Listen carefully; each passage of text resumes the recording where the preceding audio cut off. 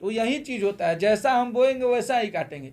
अगर साफ सुथरे गाने को जितने भी अश्लीलता के ठेकेदार लोग हैं, जो अश्लीलता का विरोध कर रहे हैं, जो अश्लीलता का झंडा लेके घूमते हैं, वो लोग कभी कभी देखे हैं एक दो लोगों का न्यूज, वो लोग बोलते हैं कि हम तुम्हारे गाने के प्रमोटर हैं कि हम प्रमोट करेंगे। अरे आप हमारे गाने के प्रमोटर नहीं हैं, लेकिन आप भोजपुरी से हैं ना जी। आप भोजपुरी में आपका नाम क्या है कि आप अश्लीलता का विरोध करते हैं।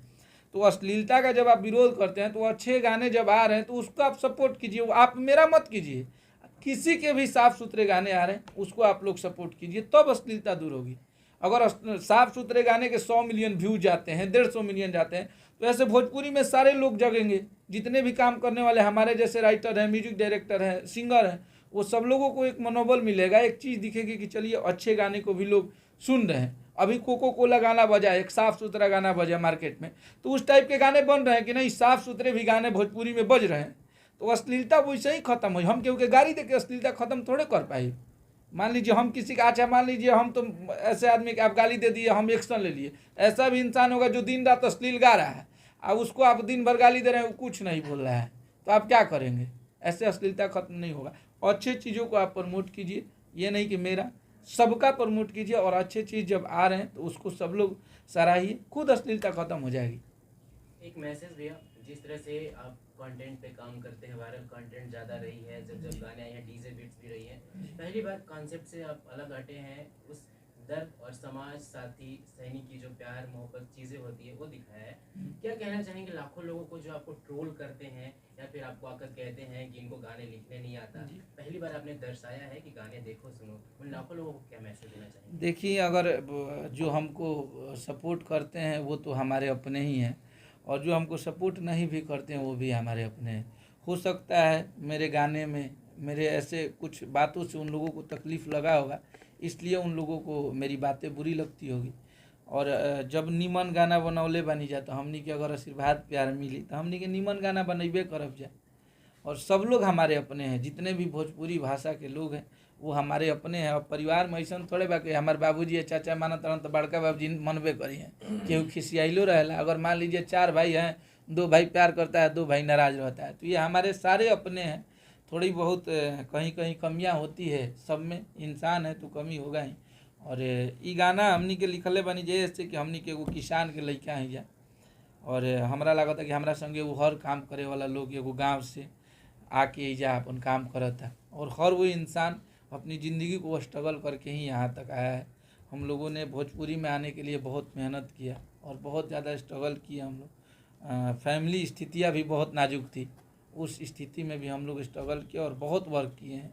अगर कोई बोलता है कि नहीं लिखने आता है तो एक बार मेरे पास आके 2 दिन गुजार लीजिए, आपको पता चल जाएगा कि मुझे लिखने आता है कि नहीं। 2 दिन सुतला भइल बा, 2 दिन ले आदमी सुतला ही नहीं कन, इहो बोल कि आज तो मैंने आधो घंटा ना सुतला है आदमी। तो आज अगर जब नहीं गाने बजते थे तो थोड़ी मेहनत करने पड़ते थे, जब बज चुके हैं तो उसको बचाने के लिए दुगना मेहनत करना पड़ रहा है।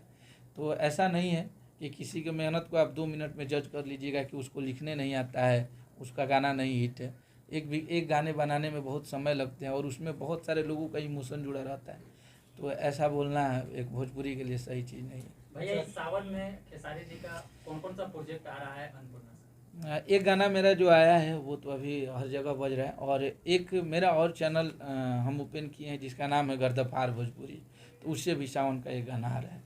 जी चाहेंगे कि जाते जाते आप जो अपना सॉन्ग हाल ही में रिलीज किया था खेसारी जी के साथ, जिसमें आप नोट छापने की मशीन मांग रहे हैं, जी टीम वरदान वाला, उसमें वो आप दर्शकों को 2 लाइन उसका गुनगुना कर हमारा आप गुनगुनाए नहीं, आप गुनगुनाए। एक बार हम गुनगुनाइए। आज तक हम भोजपुरी में पहला ऐसे राइटर हैं जो मुझे गाने लिख लेते हैं लेकिन हमको गाने नहीं आता है। अगर गाना हम बना दी, चाहे खेसारी भैया कहिए कि बाबा गाना सुनाइए, तो हम अगर सुनाने की कोशिश करेंगे तो कहेंगे चुप रहिए, हम जो गाते हैं वो भी भुलवा देंगे।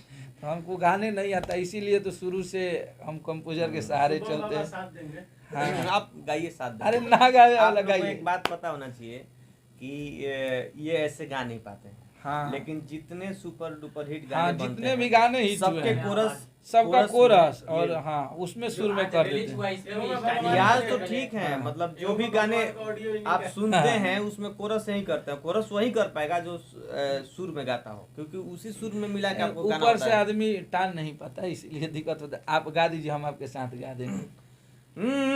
कि भोले बाबा हम रउआ से बर मांगती एगो नारी एगो नारी एगो गाड़ी नोट छापे के मशीन। ये गाना बहुत बज रहा है बहुत- मार्केट में। ये हमनी गाने के हम लोग काल बिहार में सुने। बक्सर ले आवत रही जा तो एक दिन पहले ब्रह्मपुर मंदिर में गई तब घुसनी जा मंदिर में तो हर जगह ये गाना सुनाई तो खुशी होला। अपन गाना लिखल जब बाजे लागेला तो बढ़िया लागेला। और आ रहे थे पटना में भी तो बहुत जगह सुनाई बहुत दिया। सुनाई दिया। खुशी अच्छा होता भैया, है। बहुत सारे चैनल पे फेक न्यूज भी चल रहा है जो कह रहे हैं कि कोका कोला गाना का जो 2 वर्जन है वो अखिलेश कश्यप जी के चैनल से आएगा। कोको कोला 2 वर्जन अब का होला। अब तो आ गइल हो गइल। अब का कोको कोला, अब बरसात गर्मी बीत गइल। अब ठंडा के दिन है तो ठंडा में क्यों कोको कोला पिएला। क्या खुलासा करना चाहेंगे कि आने वाला ऐसा नहीं? कुछ नहीं है। कोको कोला टाइप का एक गाना बना था जो कि गवा नहीं पाया। गणनायक जी के सोनू जी ही बनवाए थे। तो अब जो आएगा अलग आ रहा है। अभी खेसारी भैया के बहुत सारा गाना बा कि आवे वाला बा। सावन में भी अभी आधा गाना रिलीज भइल बा, आधा गाना करे के बा। तो बढ़िया कोको कोला हो गया, सावन भी आ गया, लोकगीत भी आ गया। हो सकता है उनकी कंपनी है, भगवान जाने, लेकिन मुझे ऐसा आइडिया नहीं है। चलते चलते अपने ऑडियंस बस यही तरी आशीर्वाद प्यार बनैले रही जा सब कोई पे, हमनी पे जितना हमनी के संगे काम करत आलो और हमनी के गाना के आशीर्वाद प्यार दी जा निमन अच्छा गाना के कि हमनी के फिर मेहनत करी जा और आप सबके आशीर्वाद पावत रही जा। अच्छा अखिलेश जी, एक सवाल मेरा रहेगा जी। कि आपने तो गाना बना दिया जी लेकिन किसान जो है मुआवजे की बात करते हैं, बोलते हैं कि सुखाड़ घोषित कर दिया है बिहार को, जी। तो क्या कहेंगे सरकार को ये करना चाहिए, ये कदम उठाना चाहिए? ये गाना के लास्ट में हम ही बोलले बनी बात कि अगर हमनी के ई गीत सुन के अगर 2-4 गो भी किसान के अगर सरकार मदद करत या तो हमनी के अपनी मेहनत सार्थक मानब जा। हमनी के तो कहिए सकत नहीं अपना गाना के माध्यम से, अपना न्यूज के माध्यम से कि ये दुनिया में अगर हमनी के जहाँ बानी जा, हम लोगों के लिए किसान से बड़ा कोई चीज़ नहीं होता है।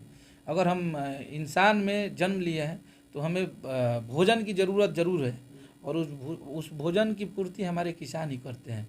हमें नहीं लगता है कि किसान से ज़्यादा कोई मेहनत करता होगा। आज हम यहाँ पे एसी में बैठ के इंटरव्यू दे रहे हैं, आप ले रहे हैं, आप गाड़ी में बैठ के चले जाएंगे आएंगे, लेकिन यही हमारे माँ बाप जो हैं, जो किसान हैं, वो अभी आप बाहर निकलिएगा गांव देहात का धूप देखिएगा तो आपको पता चलेगा कि इस दिन में उन लोगों का चेहरा बिल्कुल ही काला हो जाता है।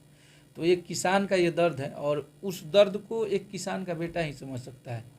वो शहर में और किसी मास्टर डॉक्टर और दरोगा के बेटे उस दर्द को नहीं समझ सकते हैं जितना हम लोग एक किसान के बेटे होके अपने माँ बाप का दर्द को समझ सकते हैं। बिहार की सोच की सरकार कब तक जागेगी, क्या उम्मीद है? अब सरकार के विरोध में हम का बोली। सरकार के तो हमनी के अनुरोधे कर सकत नहीं जाना कि गाना बजाना के माध्यम से कि हमनी के जितना भी किसान भाई लोग बाल जी खेती बाड़ी करता वहाँ के टाइम से पानी मिल जा, वहाँ सबके मुआवजा मिलो, बस खाद समय पर मिले, फसल बढ़िया हो गए, ये ना हमनी के सरकार से निहोरा करब जा। थैंक यू भैया। बहुत बहुत धन्यवाद। ओके।